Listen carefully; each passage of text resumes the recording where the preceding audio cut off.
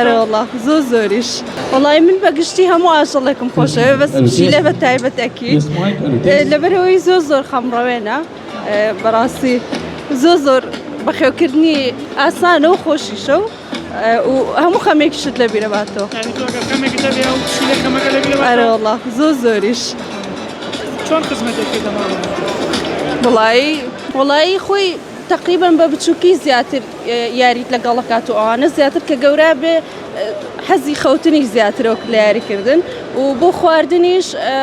والله خواردني وشكو خواردني طروها مشتك يعني زوزو خدمتك المغاص والله إلا هالشونك أخوي حزيلة بلا لا خومانيا هالشونك بي مرتاح يعني به مالو بيزارينك بدون نا والله بعكسه زيادة الحزيبة مالو يا والله إن شاء الله هر لقى خوماني يلمو هم كاتله خوماني خلينا بشيله كي وفاية وفاية بشيله نا والله وانيا نازله مقصي لك هاتو بس هيك وانيا براسي زور خمرة وينن وأجر خود جرينجي بيبدأ إيش أو هاي بوت